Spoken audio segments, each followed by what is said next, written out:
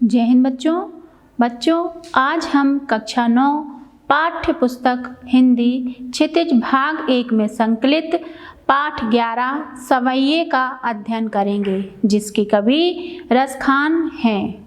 रसखान कवि परिचय इस प्रकार है। जीवन परिचय। रसखान का जन्म सन 1548 में हुआ। ये दिल्ली के निकट के निवासी थे। इनका मूल नाम सैयद इब्राहिम था। रसखान पठान वंश के थे। कृष्ण भक्ति में मग्न होकर इन्होंने गोस्वामी विठलनाथ से दीक्षा ली और वैष्णव हो गए। वे स्वभाव से ही प्रेमी जीव थे। ब्रजभूमि ने इनको ऐसा मग्न किया कि गोवर्धन में आकर रहने लगे। कृष्ण तथा ब्रज के प्रेम ने रसखान को कवि बना दिया। रसखान भाव विभोर होकर ब्रजभूमि और ब्रज की महिमा का गायन किया करते थे। कृष्ण भक्ति में लीन रहने वाले रसखान की मृत्यु सन 1628 में हुई। रसखान के काव्य में भक्त हृदय की मम स्पर्शी अनुभूतियाँ व्यक्त हुई हैं। इनकी रचनाओं में प्रेम तथा आनंद का अनूठा संगम मिलता है। राधा कृष्ण की क्रीड़ाओं का इतना मनोरम वर्णन अन्यत्र मिलना दूभर है। हृदय के निष्कपट भावों की सरल तथा सहज ब्रज भाषा में सरस अभिव्यक्ति करने वाले रसखान के काव्य में कृष्ण का रूप माधुर्य तथा ब्रज महिमा साकार हो उठे हैं। रचनाएं। भक्त प्रवर रसखान की उपलब्ध कृतियां इस प्रकार हैं। सुजान रसखान यह मुक्तब काव्य कृति है। इसमें 136 छंद संग्रहित हैं। कृष्ण भक्ति तथा प्रेम का भावपूर्ण वर्णन इस रचना में हुआ है। प्रेम वाटिका इसमें 26 दोहे संग्रहित हैं। इन दोहों में प्रेमानुभूति का सरस भक्ति तथा प्रेम का भावपूर्ण वर्णन इस रचना में हुआ है। रसखान रचनावली। रसखान रचनावली में रसखान की सभी रचनाओं का संग्रह कर दिया गया है। भाव पक्ष। रसखान की रचनाएं सच्चे प्रेमी भक्त के हृदय के छल छलाते अनंत भावों का प्रमाण है। उनके आराध्य श्री कृष्ण हैं। उनका मन उसमें तथा उनकी लीला ब्रजभूमि में ही रमा रहा है। अनुभूति की तीव्रता तथा कथन की सरलता ने उन्हें विशिष्ट पहचान दी है। उसमें प्रेम की तन्मयता, भाव विहलता और आसक्ति के उल्लास के सर्वत्र दर्शन होते हैं। कला पक्ष। रसखान ने सरल सुबोध ब्रज भाषा में काव्य रचना की है। उनकी भाषा में शब्द चयन, मार्मिकता तथा व्यंजन शैली का सामंजस्य दिखाई पड़ता है।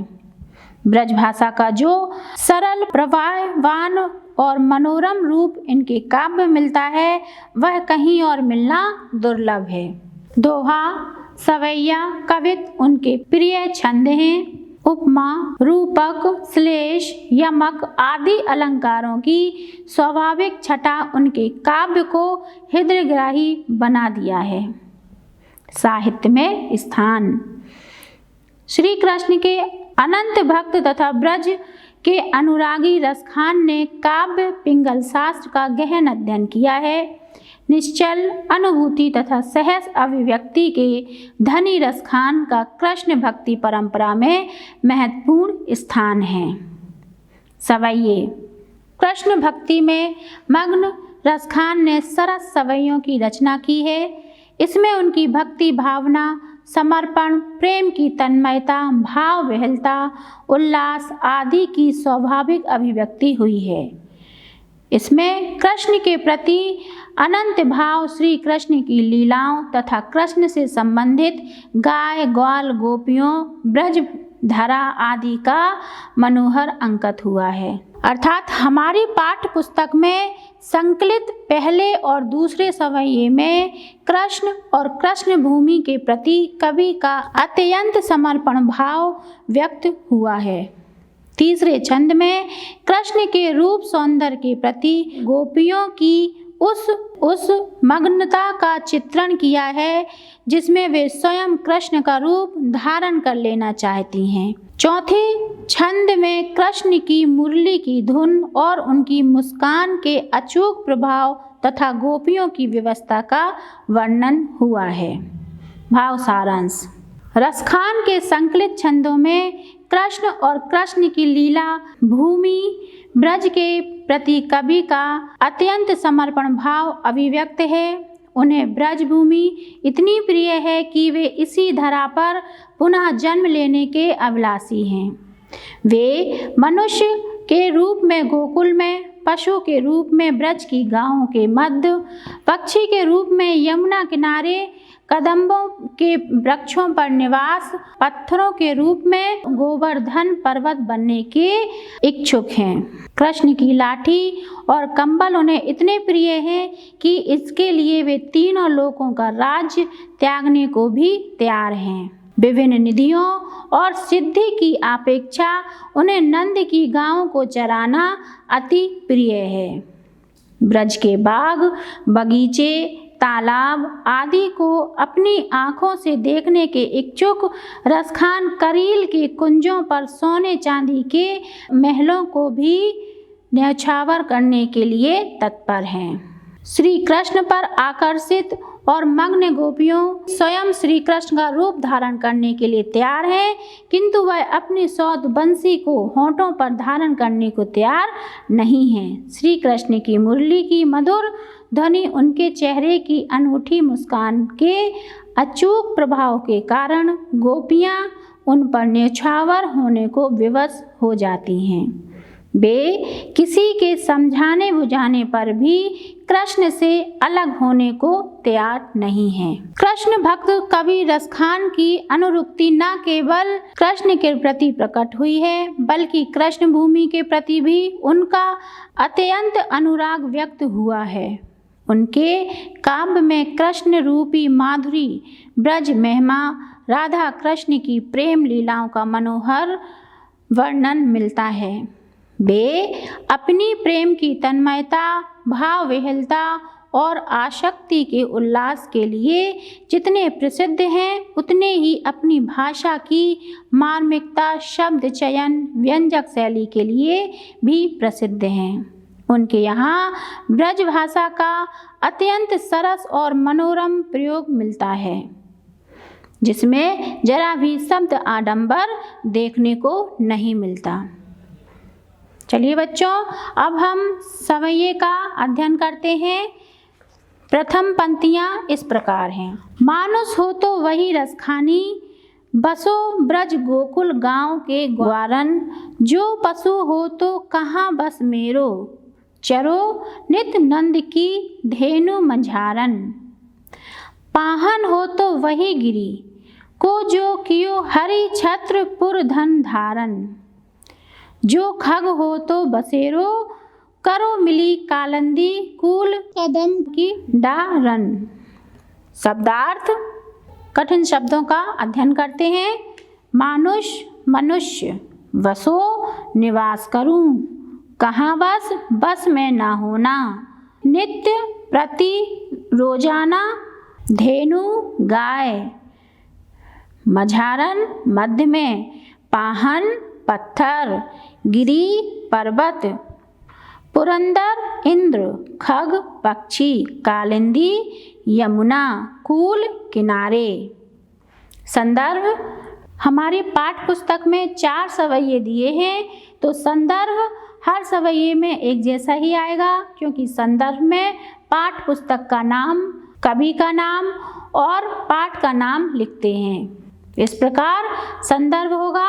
प्रस्तुत पद्यांश हमारी पाठ्य पुस्तक के सवैये पाठ से लिया गया है। इसके रचयिता भक्त शिरोमणि रसखान हैं।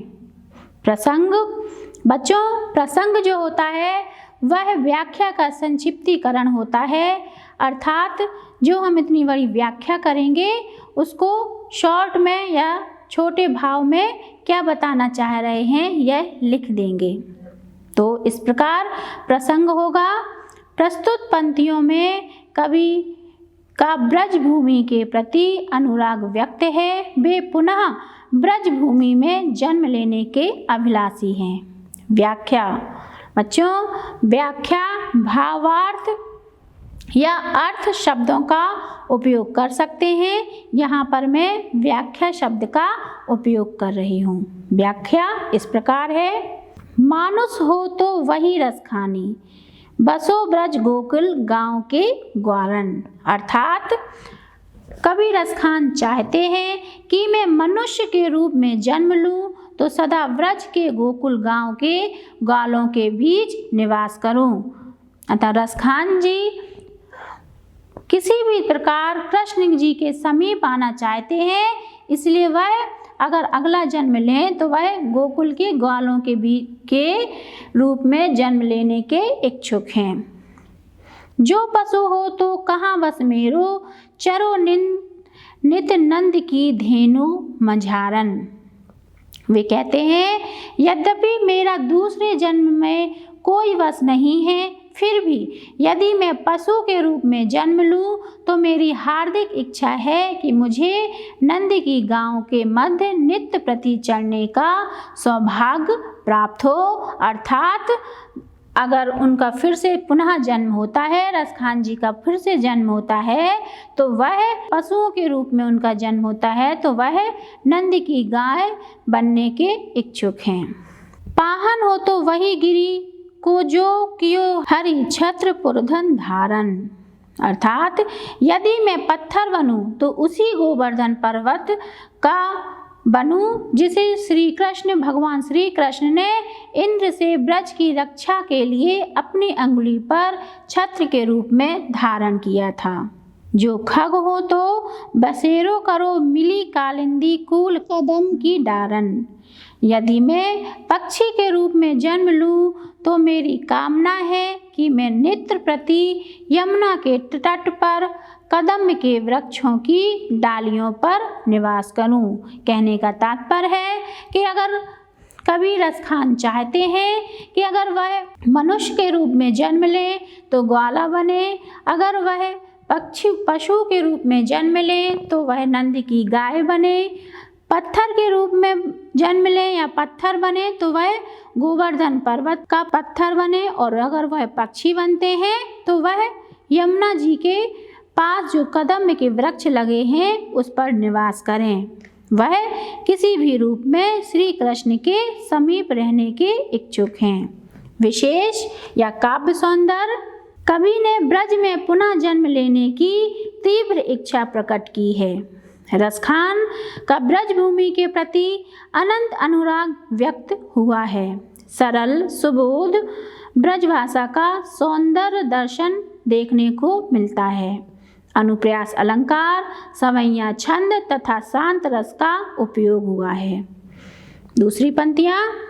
या लकुटी अरु कमरिया पर राज तिहुपुर को तजी डारो, आठों सिद्धि नवो निधि के सुख नंद के गाय चराई विसारो। रसखान कबो इन आखन सो ब्रज के one Bagh Taran निहारो, cot A कल धौत के धाम करील के कुंजन ऊपर बारो। शब्दार्थ। लकुटी लाठी, कमरिया कंबल, तिहु तीनों, पुर लोक, तजी त्याग, कबो कभी, निहारो देखू, कोटिक करोड़ों, कल धौत के धाम सोने चांदी के महल, करील वृक्ष में होने वाली कांटेदार झाड़ी, 12 निछावर करना। प्रसंग। प्रस्तुत पंक्तियों में श्री कृष्ण और श्री कृष्ण की भूमि के प्रति अपना समर्पण भाव कवि ने व्यक्त किया है। व्याख्या। रसखान जी कहते हैं, या लकुटी अरु कमरिया पर राज तिहुपुर को तजी डारो। रसखान जी कहते हैं कि श्री कृष्ण भगवान की इस लाठी और कंबल के ऊपर मैं तीनों लोकों का राज सिंहासन भी त्याग दूंगा। तीनों लोकों के राज्य की तुलना में मुझे श्री कृष्ण की निकटता अति प्रिय है। आठों सिद्धि नवोनिधि के सुख नंद के गाय चराइन बिसारो।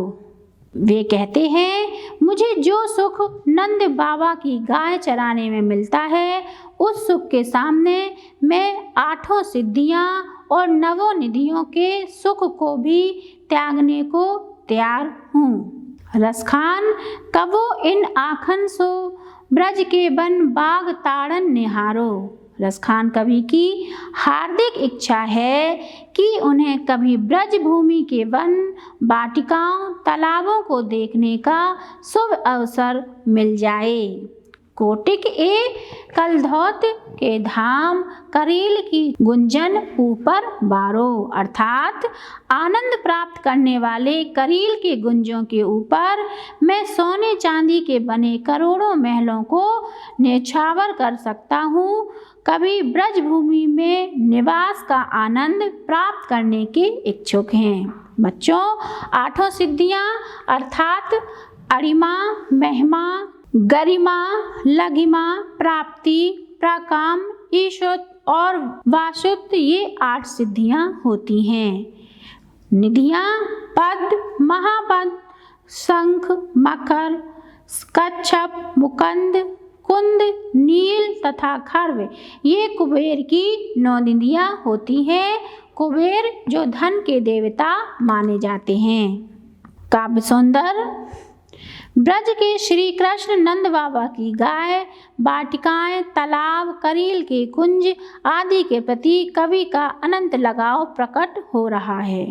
भावानुभूति को सहज ही व्यक्त करने में सक्षम ब्रज भाषा का प्रयोग हुआ है। अनुप्रास अलंकार, सवैया छंद, शांत रस का भी प्रयोग हुआ है। तीसरी पंक्ति। मोर पखा सिर ऊपर राख्यो, गुंज की माल गरे पहरूंगी। ओढ़े पीतंबर ले लकटी, बन गोधन ग्वारन संग फिरूंगी। भावत बोही मेरो रस खानी, सो तेरे कहे सब स्वांग करूंगी।